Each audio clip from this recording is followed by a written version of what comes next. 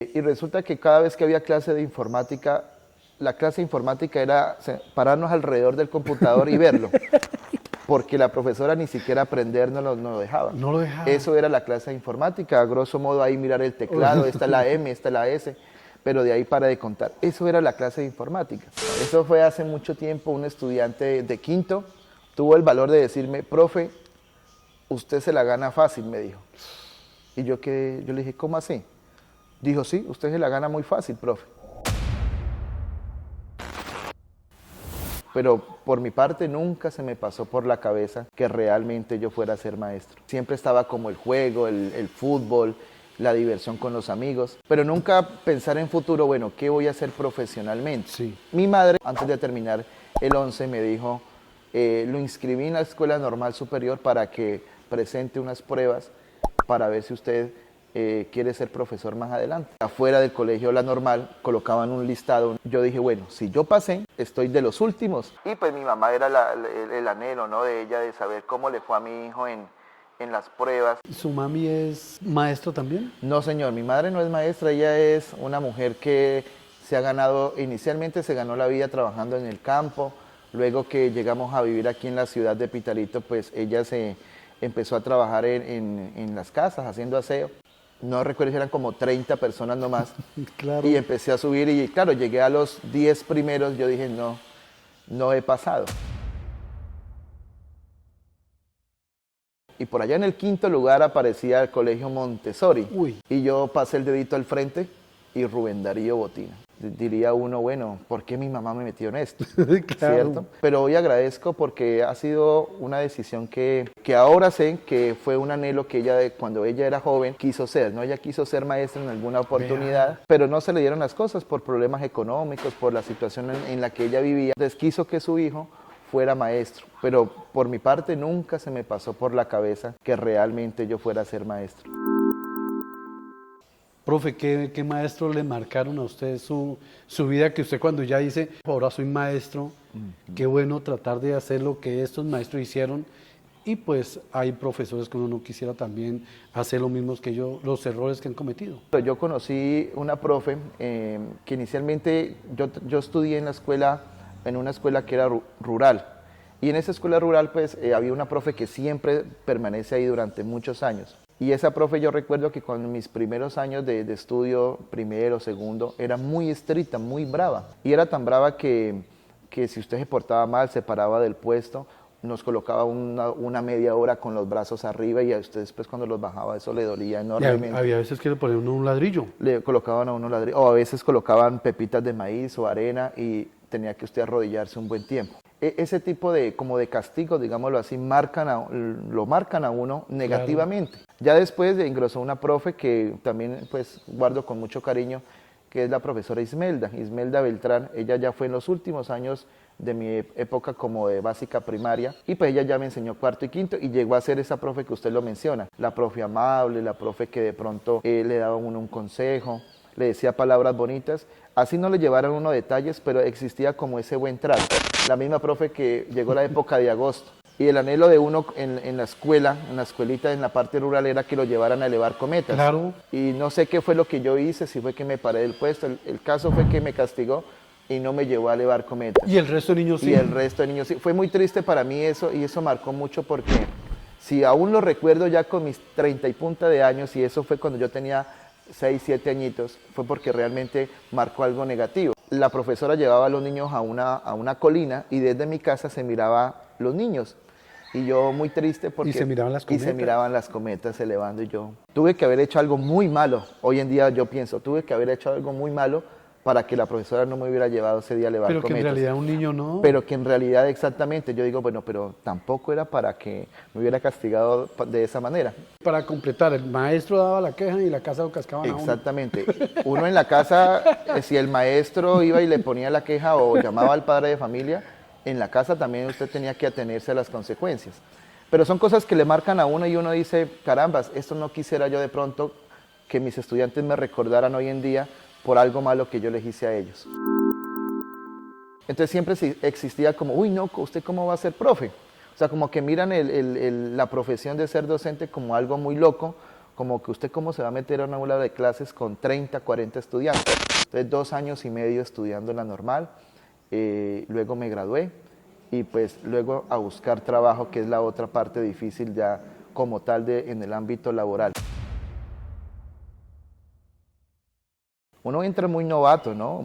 Cuando ya empieza uno a ejercer, hay situaciones de indisciplina de los muchachos. Como dice el dicho, el mico sabe en qué palo trepa.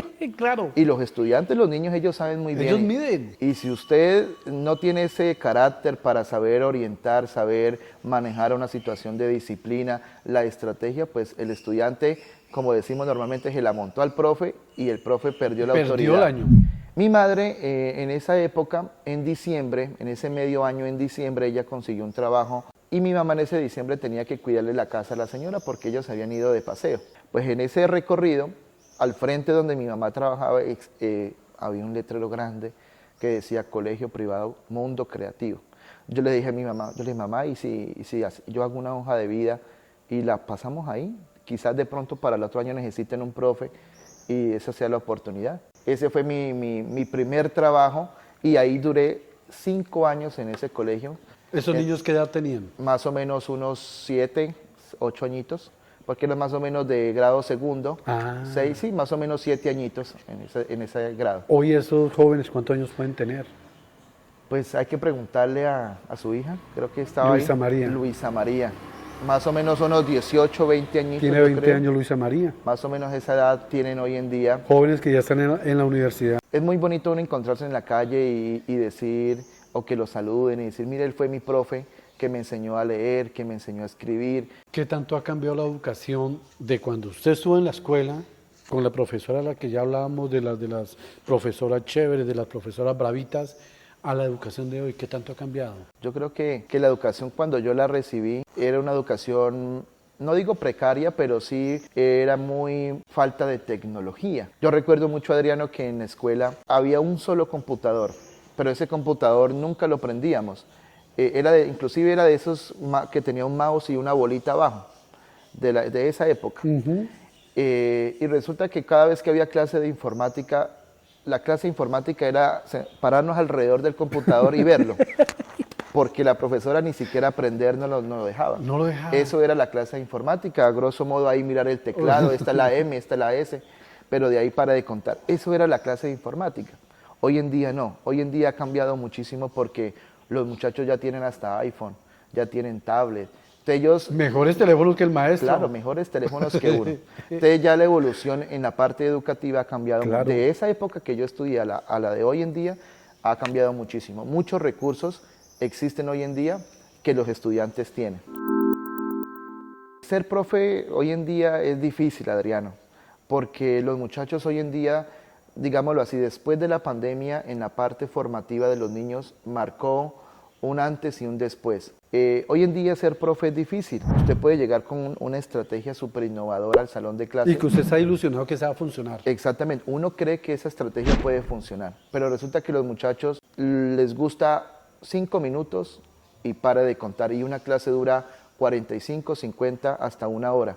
¿Y el resto de la clase qué? Entonces uno como profe hoy en día ha sido difícil el tema de dar una clase porque los muchachos ya nada los sorprende.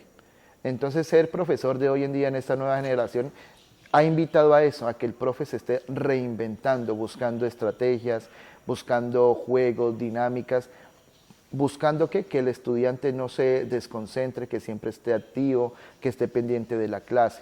Y resulta que yo recuerdo tanto, Adriano, que un lunes fuimos a trabajar normal con la rutina, como usted lo menciona, y al otro día, profesores, tenemos que cerrar el colegio, no está permitido que los estudiantes vengan, y nosotros, bueno, ¿y ahora cómo vamos a hacer para que el niño en la casa aprenda?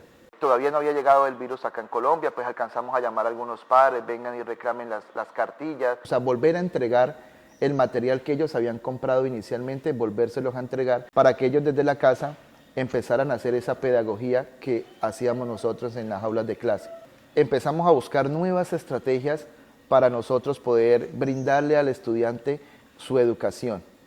Y claro, tuvimos que empezar a buscar de la tecnología. En ese caso, recuerdo que hay una plataforma que se llama Zoom y empezar a buscar, bueno, ¿cómo se maneja esta plataforma? ¿cómo hago yo para que mi estudiante diariamente se conecte, reciba una clase? Y enseñarle a ellos también cómo conectarse. Y enseñarle a ellos también cómo conectarse. De cierta manera también se obligó al maestro a cambiar la forma de enseñar, ¿no? Digo yo que tuve fortuna, fui de las dos cosas, de lo pasado y lo moderno. Entonces conocí algo de la tecnología, aprendía cómo, o sea, sabía de cómo prender un computador, de cómo hacer cosas en computador. Pero hubo muchos profes en la época pasada que nunca tuvieron una formación en la parte tecnológica. Exacto. Entonces ellos sí se vieron muy perjudicados porque no sabían ni cómo prender un computador. ¿Cómo hacían ellos, profe? Muchos profes les tocaba por medio de guías, tomarle fotos o enviarle al WhatsApp PDFs, bueno, copien esto en el cuaderno, dibujen esto y pare de contar. Lo estamos criticando porque ellos tampoco estaban preparados. Yo tuve algunos maestros conocidos que inclusive tuvieron que pagarle a otras personas para que le enseñaran, para poder conectarse o que ellos mismos le ayudaran con la cámara, bueno, en fin. En fin, sí, muchas cosas que Claro. tuvieron que buscar de otras personas que les colaborara, que les enseñara, porque no tenían esa formación tecnológica para ellos poder orientar una clase como tal. Profe Rubén, ¿en qué momento nace como tal el profe Rubén de las redes sociales? Curiosidades del profe Rubén. Curiosidades. Curiosidades del profe Rubén. Bueno, después de que terminó la pandemia, ya empezamos como a la normalidad educativa, entonces yo dejé a un lado los videos. Sí, pero siempre quedó ahí como ese gusto por querer crear contenido educativo. Pero nunca se me pasó por la cabeza que yo hiciera actividades dentro del aula de clase y darlas a conocer. Pero resulta que un tiempo para acá, cuando ya pasé el concurso docente y llegué a ejercer mi profesión, me quedaba un poco más de tiempo. Inicialmente, pues los niños también, ellos, como ya están en este mundo tecnológico, ellos también me propusieron, profe, ¿por qué no hacemos videos? ¿Por qué no hacemos TikTok, profe? El profe Jaime fue el primer profe de redes sociales que me motivó y que, digámoslo así, me dio ese apoyo en redes porque él le daba me gusta y ya si otra persona dice, el profe Jaime le dio me gusta, debe ser porque el profe tiene buen contenido. Dentro de los videos más virales, ¿cuáles han sido, profe? Tengo un video de un merengue, de una pausa activa que llamamos hoy en día, yo haciendo una coreografía de unos cortos segundos bailando el merengue, porque muchos pensarán que el profe no da clase, el profe solamente hace videos. Bueno, vamos a desestresarnos para volverlos a retomar a la clase. Existe hoy en día en el currículo de un profe la pausa activa. ¿De cuántos minutos? Una pausa activa no debe demorar 30 segundos, un minuto. Y un día yo dije, bueno, vamos a hacer este video y me acordé de esa canción. Una casa que sea bonita y una piscina para nadar. Entonces yo dije, bueno, una casa que sea bonita y una piscina para nadar. Entonces yo le enseñé esos movimientos a los niños y los niños les gustó muchísimo. Pues tanto fue que esta pausa activa, que no dura más de 40 segundos, tiene ya casi 18 millones de reproducciones. Un día los muchachos estaban, digamos, entre comillas, estresados, estudiando, haciendo, porque se entiende que ellos 2, 3 horas sentados en una silla se cansan. En medio del salón coloqué un caminito de aros como en modo de zigzag. Entonces yo le dije a los estudiantes, les tengo una nueva canción, nuevecita, recién salida del horno. Es una nueva de una agrupación juvenil de unos niños que cantan carranga. Esa pausa activa no duró 1 minuto y medio. Un día yo estaba ahí mirando mi teléfono cuando Carranga Kids le ha dado me gusta a su video. Uy. Eso para mí fue algo fenomenal. Ellos me mandaron un video donde saludan a los estudiantes de mi escuela. ¿A sus bailarines? A los bailarines. Cada uno se tomó el tiempo de mandarles un saludo a los estudiantes. Llegué al municipio de Acevedo por medio del concurso docente. Ya estoy nombrado en Acevedo 2 años larguitos, ya voy para los 3. Y en medio de eso yo dije, bueno, yo quiero llegar acá a Acevedo, a esta escuela, quiero llegar a hacer algo diferente. Lo hago por los niños, por el amor que uno tiene a la profesión, más no para esperar algo a cambio, que un premio o algo, no. Lo hago con la vocación que tengo, por ese amor a los niños, para que ellos aprendan de otra manera algo que normalmente, anteriormente me enseñaron a mí, algo tradicional. Y nunca me imaginé que el señor alcalde en un evento, el Día del Maestro, me fuera a llamar con otro grupo de docentes que también hacemos cosas diferentes en la escuela. Y dice, por su condición de maestro, inspirador e innovador 2025. Oiga, pero también conoció, profe, a una figura que usted también anhelaba conocer, ¿no? Sí, señor, pues anhelaba y nunca pensé que la fuera a conocer. Hubo un momento con el profe James que le mencionaba anteriormente, que es también de Acevedo, él crea contenido educativo, y un día nos llegó a los dos una invitación muy especial para participar en un evento en Bogotá de TikTok.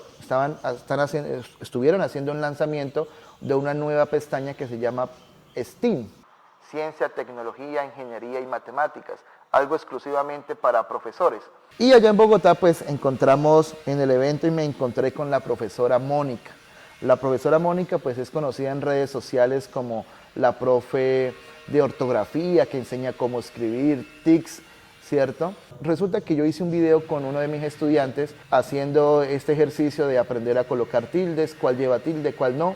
Oh sorpresa que el video lo vio la profe Mónica, que la profesora Mónica, la dura en Colombia de ortografía, compartiera un video mío, mejor dicho. Pues guardo esto con mucho aprecio porque la profe acá me lo firmó, dice la profe Mónica, con mucho cariño, profe Rubén, 2025. Yo sí quiero, y eso se lo he dicho a mi esposa siempre, yo quisiera algún día estar en un evento grande, que digan, no sé, al mejor profe, ¿por qué no soñar en grande? ¿Por qué no, así como el profe Majé de aquí de Pitalito, de San Francisco, creo que es, que fue reconocido a nivel mundial? Yo también quisiera en algún momento tener un reconocimiento, ya sea por mis pausas activas, por una estrategia o porque vengo transformando la educación en algún aspecto, pero sí quisiera tener un sueño grande. Ya casi voy a cumplir un sueño que lo tuve ahí y próximamente voy a sacar un libro para niños. Todavía la esperanza es la educación. ¿Hay alguna frase de un estudiante que no olvida? Sí, hay una frase que, y no es una frase bonita. ¿Verdad? No, eso fue hace mucho tiempo. Un estudiante de quinto tuvo el valor de decirme, profe, usted se la gana fácil, me dijo. Y yo le dije, ¿cómo así? Dijo, sí, usted se la gana muy fácil, profe. Seguramente era el creer que yo hacía un juego, el creer que yo lo sacaba a jugar o a hacer otro tipo de actividades, para él seguramente pensó que el profe era perdiendo el tiempo. Y resulta que no. Ellos en su inocencia ven otras cosas. Y son palabras que replican. Y esa frase me quedó grabada. Yo sabía que no era así, pero me quedó y todavía si hoy se la estoy mencionando, es porque todavía la tengo acá y yo, profe, usted se la está ganando fácil. Y yo dije, pues no es como usted está mirando las cosas. Profe Rubén, esto es el bazar hecho con amor, ¿cómo se sintió? Bueno, un espacio, don Adriano, que le agradezco. Yo creo que todas las personas que han pasado por aquí, por su canal, han querido en algún momento pasar. Y eso me pasaba a mí. ¿En serio? Miraba historias, sí, yo he visto sus historias de las personas, algunas de tristeza, porque he visto por ahí que han llorado contando sus historias. Y qué bonito uno desempolvar ese pasado, ¿no? Contarlo aquí en su canal, dárselo a conocer a muchas personas. Y obviamente agradecerle a usted por el espacio, por tenerme en cuenta, por decir, saquemos a este profe. Le digo yo a los alumnos, cuando ustedes se vayan, recuérdenme como ese profesor chiquitico y barrigón, pero que les enseñó con amor.